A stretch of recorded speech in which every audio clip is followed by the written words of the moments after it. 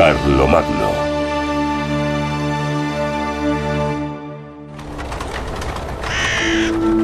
Episodio primero.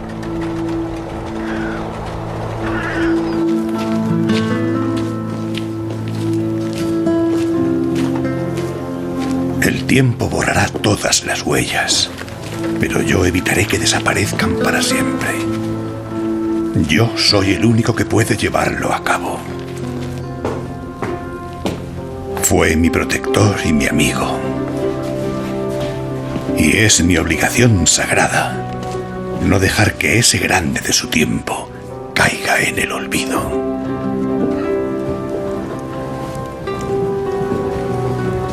Ya han pasado muchos años desde aquel memorable día de Navidad en el que Carlos Virrey fue coronado emperador en Roma. Gloria in excelsis Deo, laudamus Te, benedicimus Te, adoramus Te, glorificamos Te. El 25 de diciembre del año 800, cuando Carlomagno fue coronado emperador, se encontraba en el apogeo de su poder. Gobernaba un imperio que abarcaba casi toda Europa. Carlomagno era el gobernante más poderoso de su tiempo. En Roma, el mismísimo Papa tiembla ante su presencia. ¡Larga vida a Carlos, emperador de los romanos!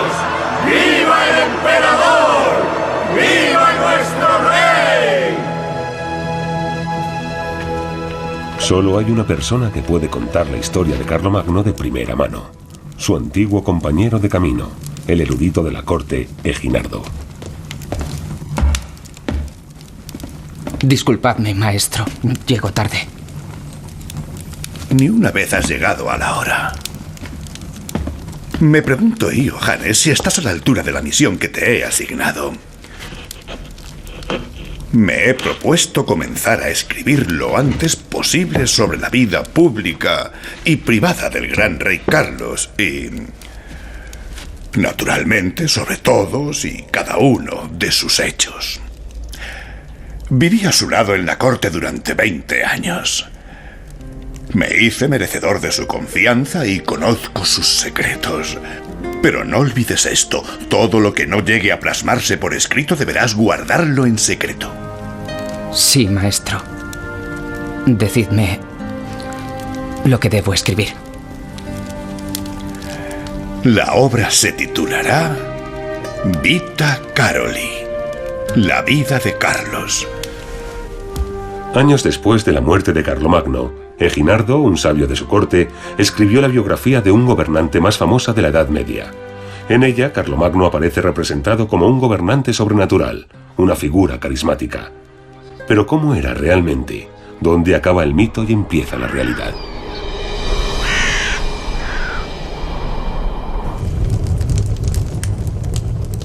La historia comienza en una época turbulenta. Pipino, el padre de Carlomagno, quiere ser rey de los francos, pero no es el heredero de la corona.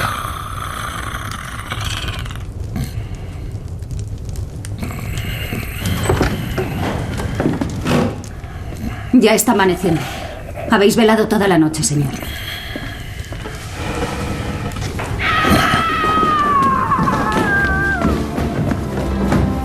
El ambicioso Pipino desea tener un hijo para poder fundar su propia dinastía.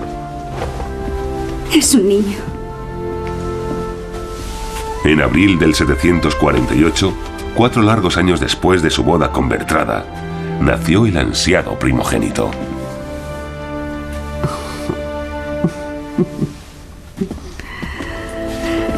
Dale la noticia a tu señor. Se puso muy nerviosa tras su matrimonio, porque no conseguía tener hijos. Su posición, y por supuesto la de su marido, dependía de que consiguieran tener un hijo varón. Al parecer, rogaba a Dios con desesperación que le permitiera quedarse embarazada, y fue cuando tuvo a Carlomagno. Supongo que entonces se sentiría muy aliviada. Señor, es un niño sano y hermoso. Ahora empieza mi futuro y el vuestro. Mi hijo será bautizado con el nombre de Carlos, como mi padre. Y será uno de los más grandes. Dios bendiga al futuro rey. El reino franco, que se componía de múltiples principados, llevaba generaciones gobernado por los merovingios. Pero Pipino, el padre de Carlomagno, tenía buenos argumentos para conseguir el apoyo de los príncipes en su asalto al poder.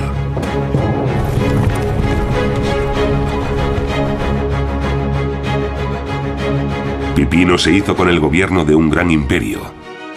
Bajo la dinastía de los merovingios, el área de influencia de los francos no había dejado de crecer. Además de sus áreas de asentamiento originales junto al Rin y al Mosela, dominaba una gran parte de la Francia actual. En 3 siglos, el reino de los francos llegó a ser una gran potencia en Europa. Abad Burcardo, ¿cómo están las cosas en vuestra tierra? No van bien, Abad Fulrado. Según el mensaje que nos ha llegado de Neustria, muchos príncipes de Borgoña y Alemania se han puesto de parte de Pipino.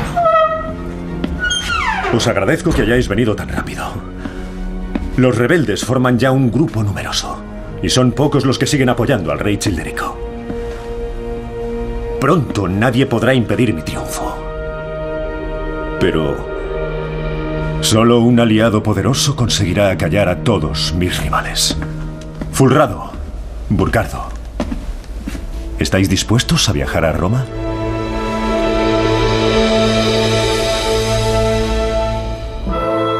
La clave del plan de Pipino era el Papa.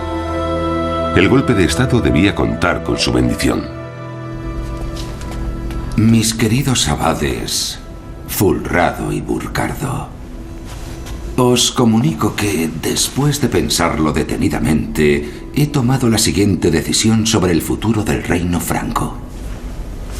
Es mejor que el rey sea el que tiene el poder y no aquel que ha perdido toda su potestad. Por eso, en virtud de la autoridad apostólica, el rey de los francos será desde ahora mayordomo de Palacio Pipino. Santidad, habéis tomado una decisión favorable para los francos y también favorable para vos. El Papa de Roma se había convertido en una autoridad desconocida hasta entonces en el reino franco. Pipino se vio obligado a buscar una legitimación superior a la de los nobles francos y a la de los obispos francos para consolidar sus ambiciones políticas, y no tenía mucho donde elegir. Lo más fácil era dirigirse al Papa.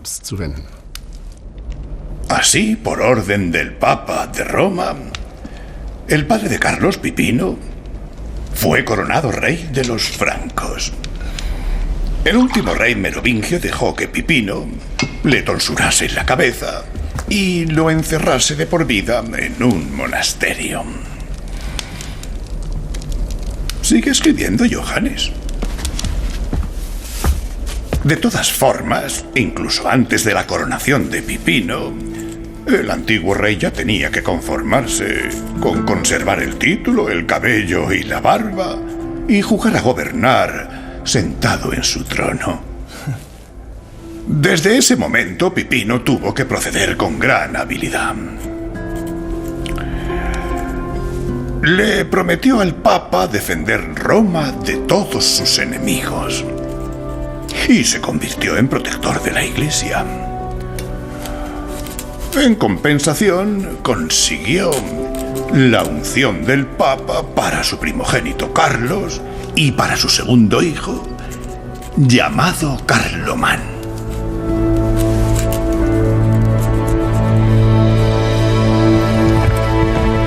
En la nueva casa real carolingia había 2 herederos al trono, Carlomagno y su hermano Carlomán.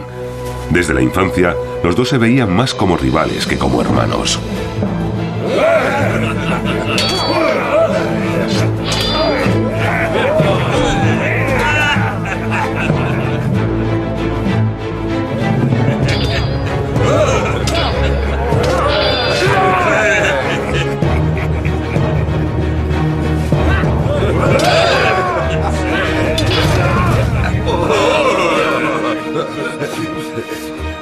¡Ya basta!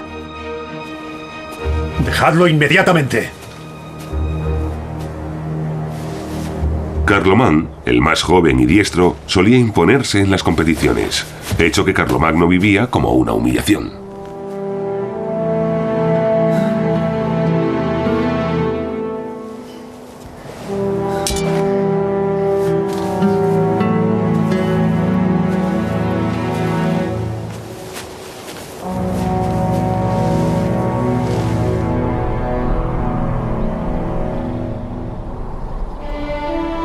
Os he reunido aquí para que seáis testigos de mis últimas voluntades. Dividiré el reino de los francos entre mis dos hijos. Os ruego que les seáis tan leales como lo habéis sido conmigo. Además, determino que tú, Carlos, reines en el norte de Neustria y Austrasia y en el oeste de Aquitania. A ti, mi querido hijo, te dejo el este de Aquitania, Borgoña, Provenza, Alemania y el sur de Neustria y Austrasia. Esta decisión es irrevocable.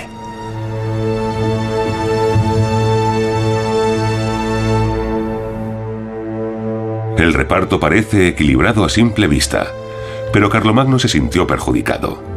Su reino se dispone en un semicírculo alrededor del de su hermano, por lo que se verá obligado a realizar viajes mucho más largos. Pipino repartió su reino de una forma bastante extraña y geográficamente incoherente. Los territorios de Carlomagno rodeaban los de Carlomán y cada uno tenía una parte de Aquitania. Ya desde los tiempos de los merovingios, Aquitania era una región muy preciada. El objetivo de Pipino al repartir así su herencia era seguramente obligar a sus hijos a colaborar, algo que no supieron hacer, que no quisieron hacer. Había una fuerte rivalidad por la supremacía. En la famosa abadía de Saint-Denis se encuentran las tumbas de los reyes francos. También el padre de Carlomagno, Pipino, yace aquí junto a su esposa Bertrada.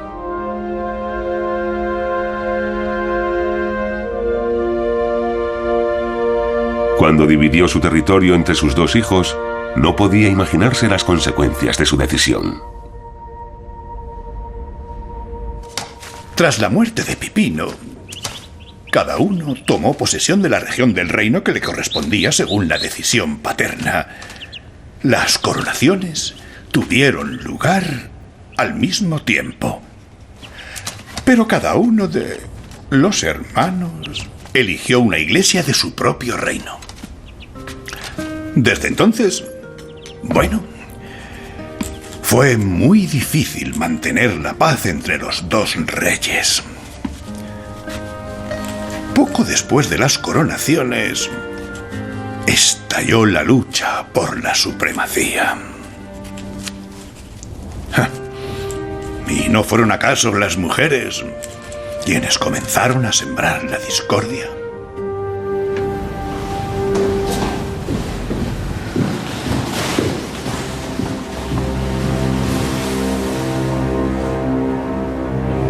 Esta era también la intención de tu padre. La familia es muy rica e influyente. Con este matrimonio, los bávaros y los lombardos estarán de mi lado. Mi reino será más fuerte.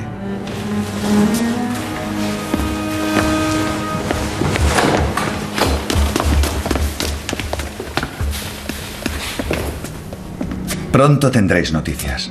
Ve con mi bendición, hijo mío.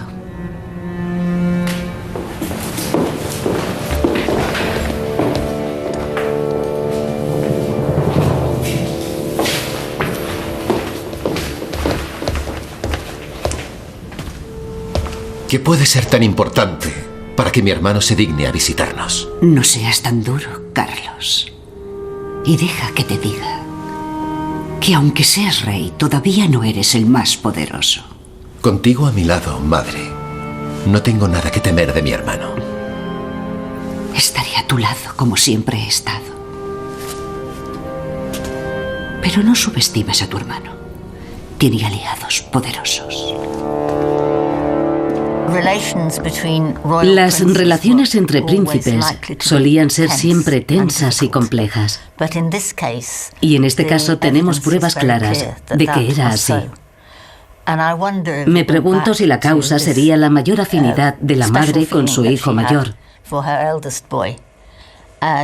Tras la muerte de Pipino, cuando estuvo claro que la relación entre los hermanos no era buena, Bertrada intentó poner paz entre ellos, aunque creo que su preferido era Carlos.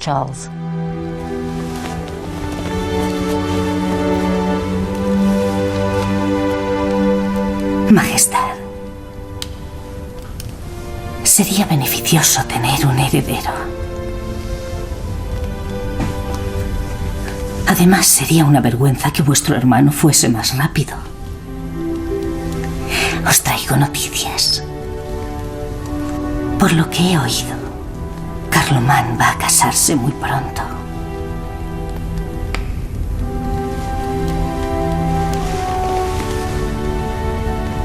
Ya está viviendo con su futura esposa. No digas más.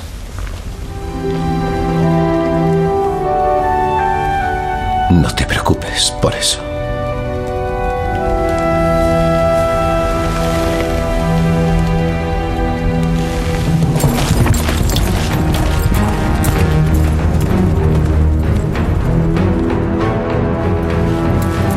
Señor, acabo de llegar de Duasdives y no he visto ni rastro del ejército de vuestro hermano. ¡Mi caballo!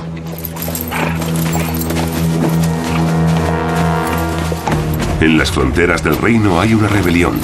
En un caso así, los dos hermanos están obligados a colaborar militarmente.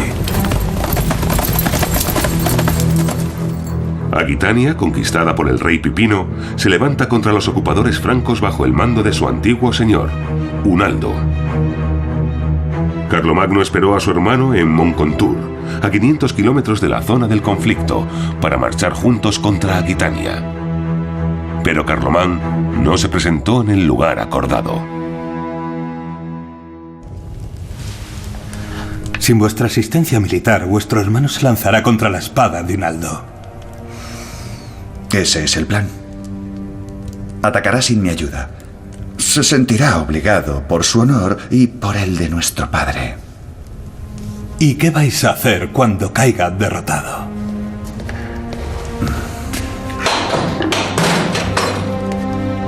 ¡Oh, qué agradable visita! ¿A qué debo este honor? Desde tiempo inmemorial los reyes de los francos siempre han luchado juntos.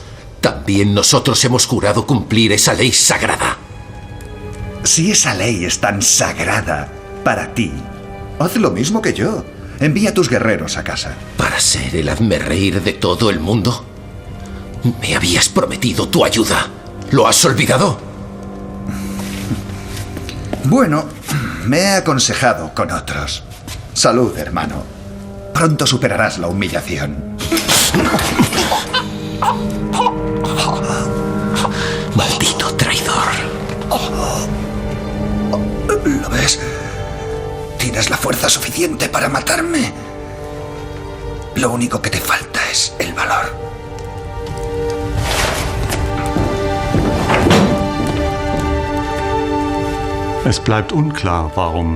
No está claro por qué Carlomán se negó a ayudar. ¿Quería dejar a su hermano en una situación comprometida? ¿Estaba aliado con los aquitanos? Es probable que hubiese una antigua enemistad entre los hermanos. Las fuentes no lo aclaran, pero lo que sí sabemos es que Carlomagno se quedó solo tras el enfrentamiento con su hermano. Carlomagno se encuentra en la situación en la que su hermano quería verlo. Rehuir el combate sería un gesto de debilidad. Luchar solo, un riesgo enorme. Carlomagno no puede permitirse una derrota. El rey solo conservará su corona si la suerte, es decir, Dios, lo acompaña en el combate.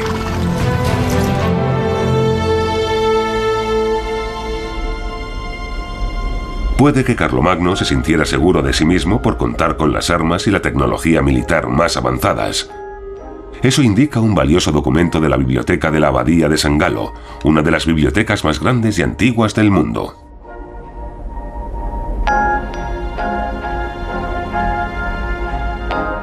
Aquí se conserva un manuscrito de la era carolingia de valor incalculable. Es el Salterio de Oro, realizado con tinta dorada. Muestra a los francos al ataque con arcos y flechas, con espadas y escudos. Como protección, los soldados llevan cota de malla y armadura de escama, una tecnología muy avanzada para su tiempo.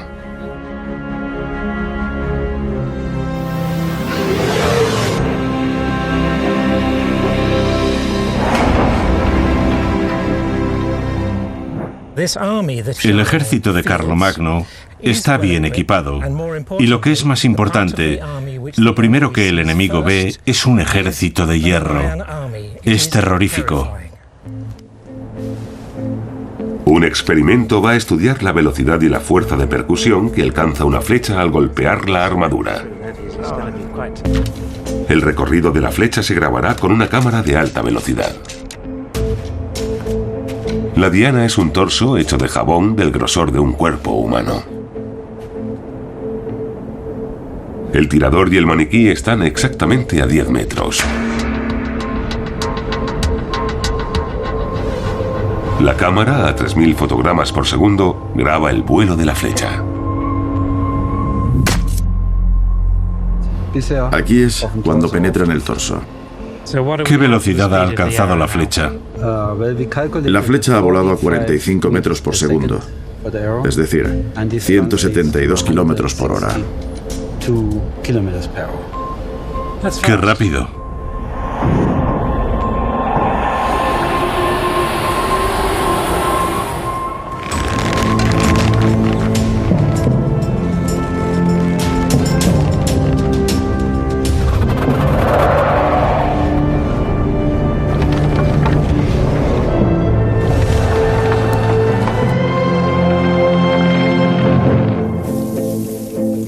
¿Qué protección ofrecían las cotas de malla y las armaduras de escamas?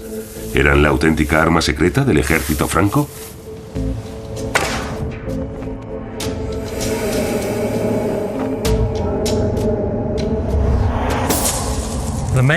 La cota de malla es la principal forma de armadura que se utilizaba en aquel tiempo. Estaba hecha de anillos entrelazados y protegía principalmente contra espadas, lanzas y armas cortantes, pero no era muy eficaz contra las flechas, como demuestra nuestro experimento. Sin embargo, sí detenía algunas flechas. La cota de malla no ofrece mucha resistencia a los proyectiles, pero reduce la fuerza del impacto de modo que las flechas mortales se quedan atrapadas en el jubón. La armadura de escamas de los francos hace rebotar las flechas. Los francos se introdujeron en el territorio de los aquitanos en columnas escalonadas y derrotaron a las unidades enemigas atacando los flancos. ¡A la carga!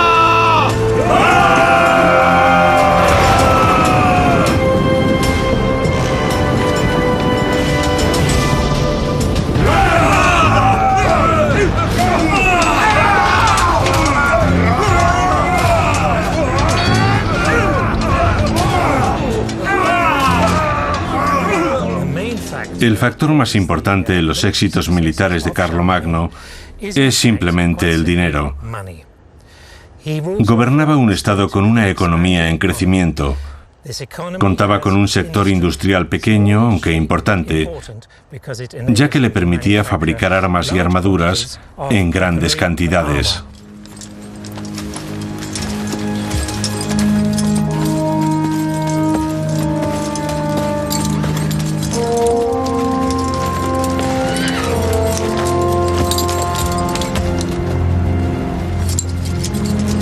¡Señor! ¡Señor! Tenéis un hijo. Vuestra esposa ha dado a luz un niño. ¡Tenemos un heredero! ¡Los francos seremos los vencedores! ¡Ah!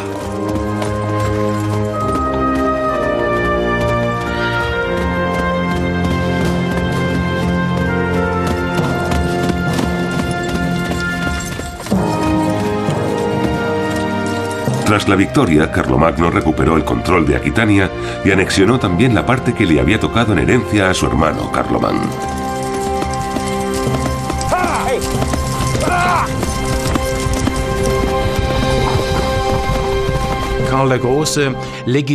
El éxito en la batalla de Carlomagno legitima su reinado, le permite demostrar a su corte que es un rey soldado capaz de vencer, y eso da legitimidad y estabilidad a su gobierno. Probablemente su hermano no había pensado que si Carlomagno vencía, él, como hermano menor, quedaría en una posición secundaria. Así que podemos suponer que Carlomán se arrepintió de no haber asistido a su hermano en la liberación de Aquitania. Carlos le dio a su hijo el nombre de su padre, Pipino. Además, estaba feliz por haber dejado clara su superioridad ante su hermano con su demostración de fuerza. Pero pocos meses después pasó algo inaudito. Carlomán también bautizó a su primogénito con el nombre de Pipino. Fue una gran provocación hacia su hermano. Debes saber que Carlos siempre soportó con paciencia la hostilidad y los celos de su hermano. Sí, también entonces la gente se sorprendía de que nunca reaccionase con furia. Más bien se ocupaba de sus asuntos a su manera. O tal vez sea mejor decir que fue su madre la que empezó a organizar a su manera los asuntos de su hijo.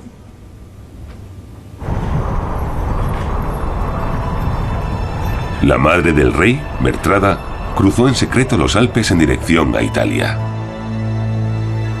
Se dirigía al palacio del rey de los Lombardos, Desiderio, en Pavía. Bertrada quiere cerrar una alianza con el antiguo enemigo de los francos para fortalecer el reinado de Carlomagno. Las fuentes suelen dar muy poca información sobre el papel de las mujeres en aquel tiempo. Por eso, en el caso de Bertrada, podemos constatar que gozaba de una posición de dominancia muy poco habitual y que manejaba muchos hilos de la política. Querida Bertrada,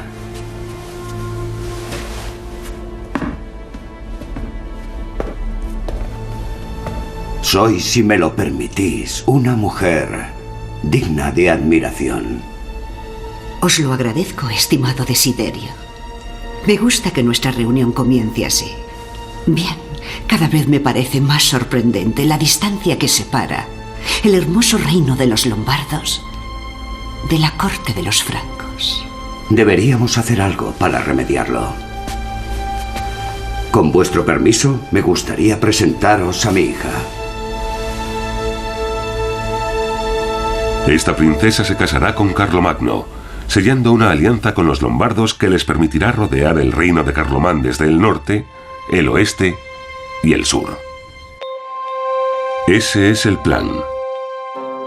El único problema es el Papa, que desconfía de la alianza entre los enemigos de Roma, los lombardos, y sus protectores, los francos. El Papa, Esteban III, ve en la estrategia de Bertrada la mano del diablo y escribe directamente al rey de los francos. Ya en el paraíso, Satanás se sirvió de una mujer para incitar al incumplimiento de la ley divina.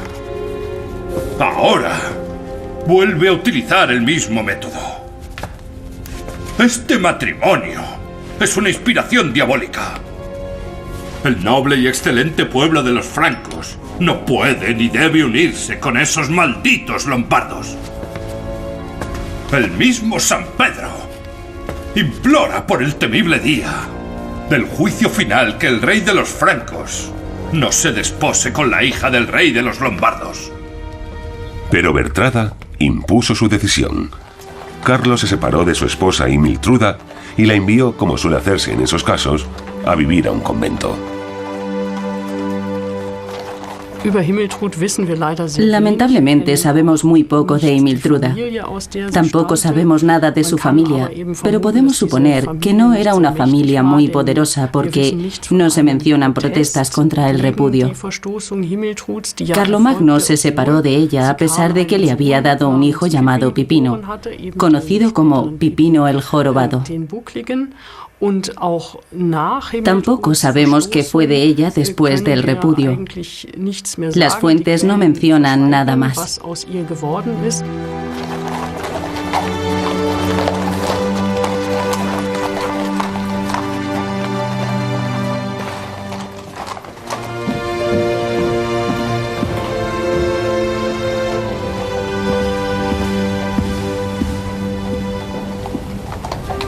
Carlos, tu prometida ha recorrido un largo camino y le gustaría conocerte.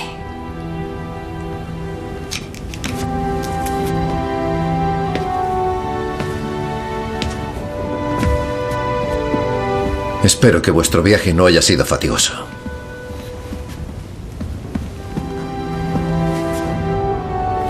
Os espero para cenar. El matrimonio con la princesa lombarda parecía muy útil. El rey lombardo había casado a sus hijas con personas muy prestigiosas. Y Carlomagno estaba entrando en una constelación de poder ya existente. Ahora le toca mover ficha a Carlomán.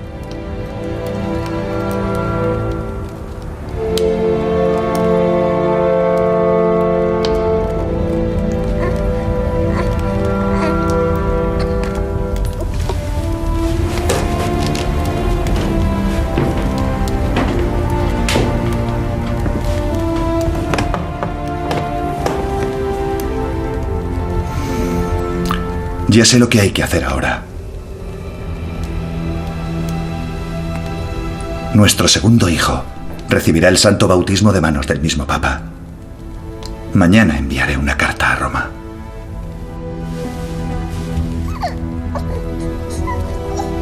Su santidad estará de acuerdo y sellaréis una nueva alianza.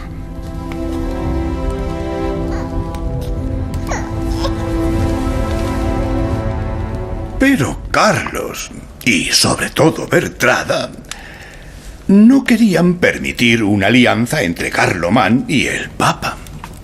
Y la alianza no llegó a establecerse, porque, como era de esperar, Bertrada empezó a mover los hilos una vez más y consiguió atraer al Papa a su terreno. Carlomán se enfadó tanto que llegó a pensar en marchar contra Roma. ¿Quería atacar la ciudad del apóstol San Pedro? Así es. Y en ese caso habría estallado la guerra fratricida que amenazaba desde hacía tiempo. Pero la providencia tenía otros proyectos. A veces los caminos del Señor son realmente inescrutables.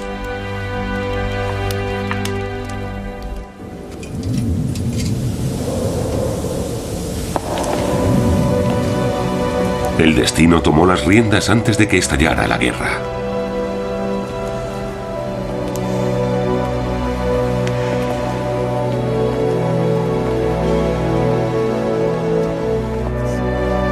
Con solo 20 años, Carlomán murió en circunstancias misteriosas.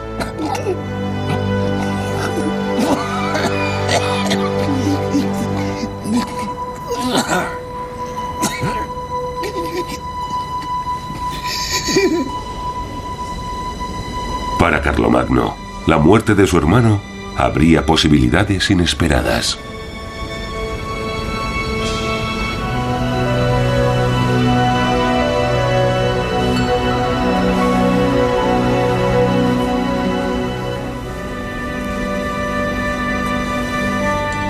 Cuida de nuestros dos hijos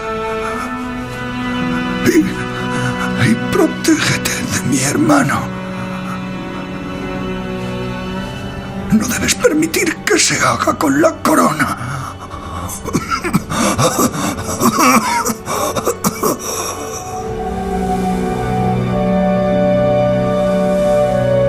Carlomagno no tardó tiempo en proclamarse único rey de los francos. La inesperada muerte de Carlomán fue un regalo para Carlomagno.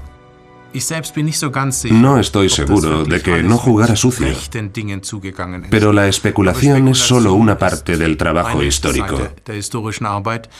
La otra es la declaración de los testigos, que en este caso no da indicios de que Carlomagno tuviera algo que ver con la muerte de su hermano.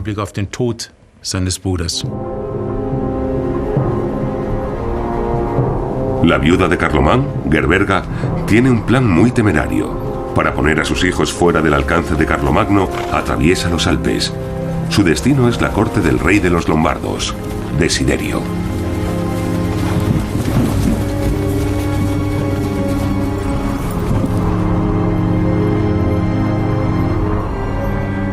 Gerberga huye a Italia, probablemente con la esperanza de poder enfrentarse a su poderoso cuñado y derrotarlo con la ayuda de los lombardos. No podía estar más equivocada. Carlomagno tardó 2 años en marchar sobre Italia, pero para entonces los herederos de Carlomán estaban desaparecidos. Los días de la esposa lombarda de Carlomagno en la corte también estaban contados.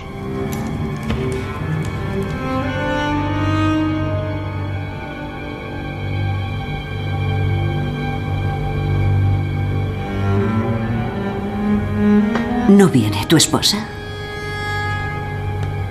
Ya se ha sentado a mi mesa demasiadas veces.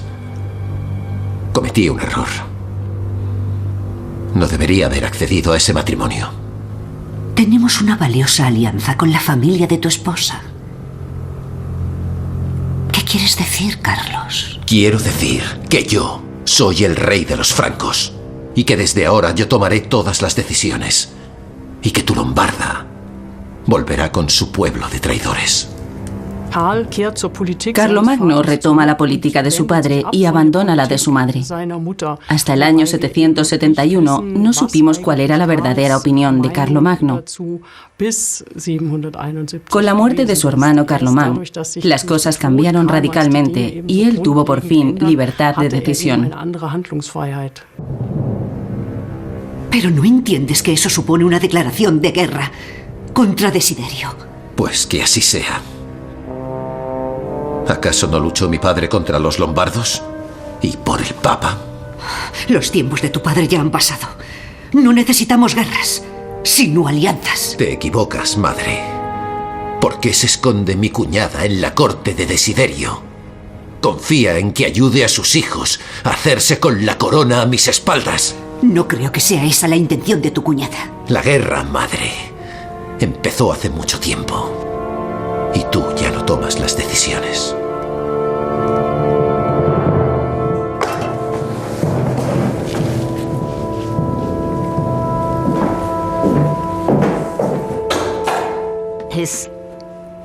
Su relación con Italia estaba cambiando. Quería una alianza con el papado y tenía que deshacerse de los lombardos. Pero también necesitaba casarse con una aristócrata, algo mucho más normal que un matrimonio con una extranjera. Quería la hija de una familia poderosa, capaz de apoyarlo política y militarmente en la década del 770.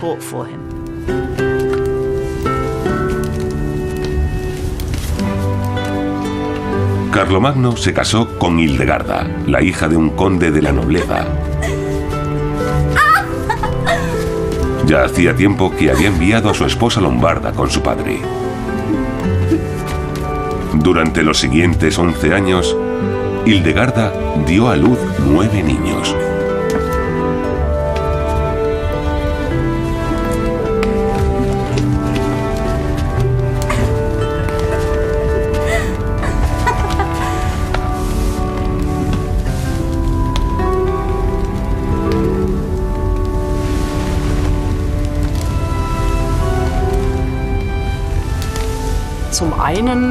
Por una parte, Hildegarda tenía familiares en el reino de Carlomán. Su padre era un gran apoyo para Carlomagno en ese territorio. Además, la joven Hildegarda, que tenía entonces 14 años, tuvo que ser encantadora, ya que consiguió reconciliarse con quienes se oponían al matrimonio. Por lo que sabemos, llegó a ser una de las reinas más queridas.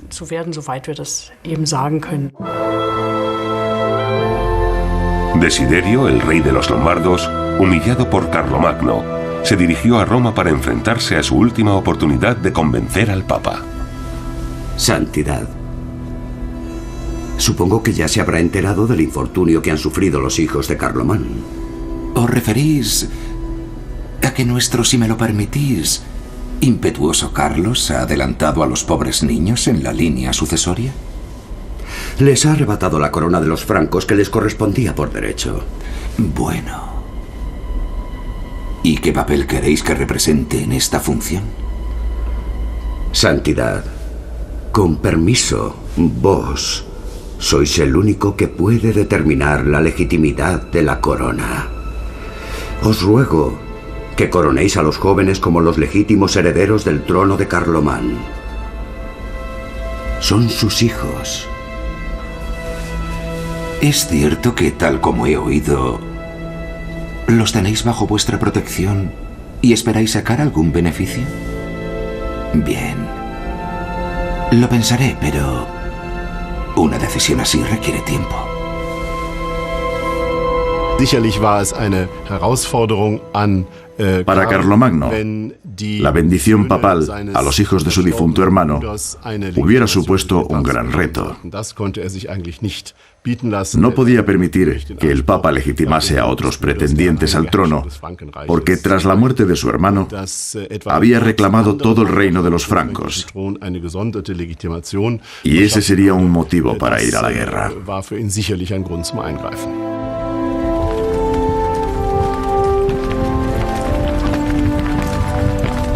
En mayo del año 772, la guerra con los lombardos parecía inevitable. Pero el trato que Carlomagno había dispensado a sus sobrinos molestó a muchos nobles del reino. La situación es muy tensa cuando Carlomagno, como cada año, renueva los juramentos del vasallaje. Príncipe Guerol, el fiel vasallo de mi hermano. Y ahora, si Dios lo permite, el vuestro. Y también mi cuñado. ¡Vamos! ¡No perdamos tiempo!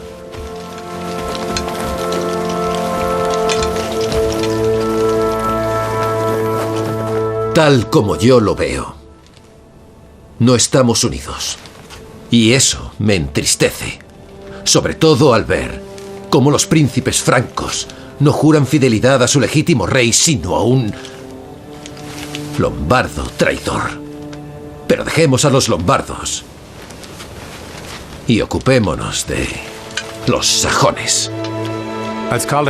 Cuando Carlomagno devolvió a casa a su esposa lombarda, sabía que iría a la guerra contra los lombardos, pero también sabía que en sus propias filas, en parte por culpa de su madre, la campaña contra los lombardos encontraría resistencia. Por lo tanto, tendría que eliminar esa resistencia para poder declarar la guerra contra los lombardos. Durante ese tiempo actuó como el rey soldado que era y organizó la campaña contra los sajones. En aquel tiempo un rey tenía que estar siempre en guerra. Esa era su principal ocupación, la guerra.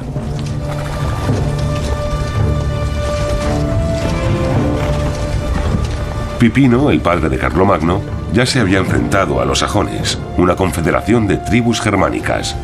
Su hijo estaba siguiendo sus pasos. Los sajones llevaban años introduciéndose cada vez más en el norte del reino de los francos. Carlomagno decidió ir un paso más allá que su padre. En el año 772, decidió introducirse brutalmente en el territorio sajón hasta el Weser superior.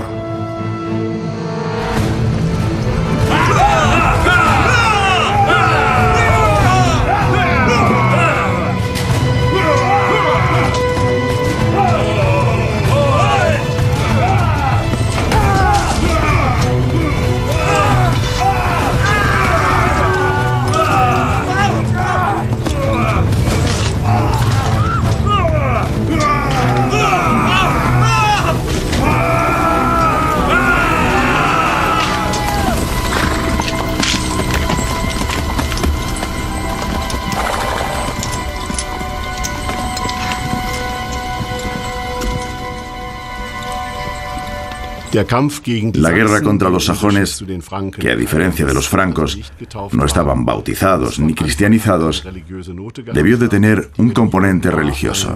La religión era una parte de la identidad étnica y política que podía utilizarse para someter a un pueblo. En este sentido, no nos consta que Carlomagno haya considerado el dominio militar y la imposición del cristianismo en Sajonia como dos procesos independientes. Para él eran dos caras de la misma moneda.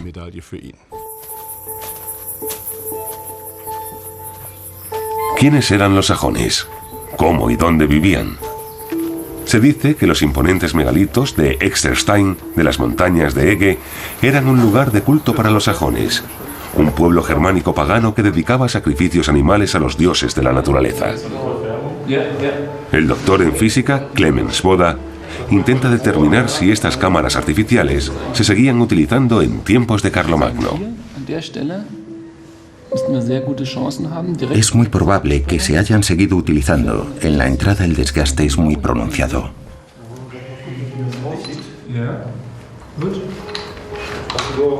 Hace años se encontraron aquí restos de hogueras. La pregunta es, ¿hasta cuándo se encendieron hogueras en estos muros? Clemens Boda espera que la datación por luminiscencia de las muestras obtenidas pueda aportar una respuesta. Esta es buena. Sí, esta servirá.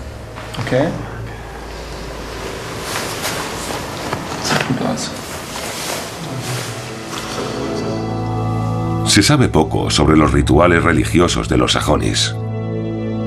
Sin embargo, el fuego se consideraba sagrado en todas las religiones paganas, así como la sangre de los animales sacrificados con la que los sacerdotes pretendían aplacar a sus terribles dioses.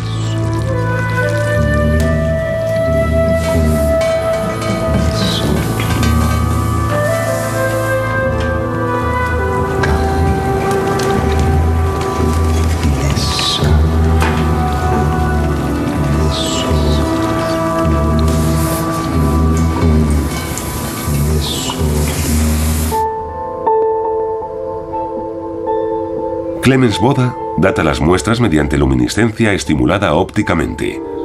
Así puede determinar el momento del último aumento de temperatura de los granos de cuarzo contenidos en la roca. Tarda varios días en preparar y analizar las muestras.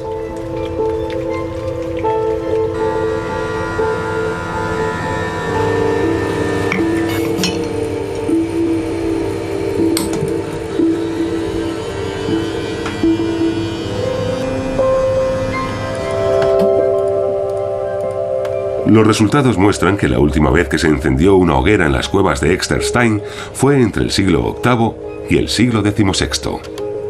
Es decir, también durante las guerras entre los francos y los sajones.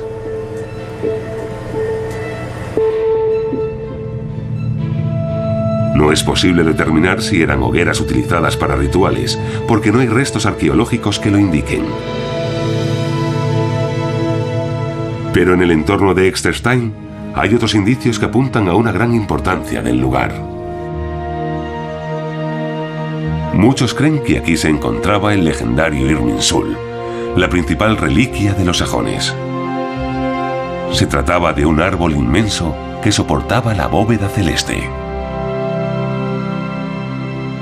En el muro exterior de la cueva principal se talló en el siglo XVI un relieve cristiano que mostraba un descendimiento.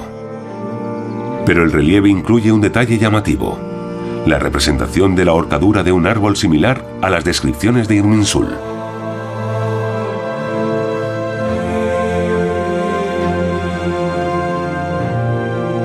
¿Nos dice el relieve que aquí se encontraba el principal santuario sajón? Esto explicaría por qué Carlomagno luchó con tanta ferocidad por esta región.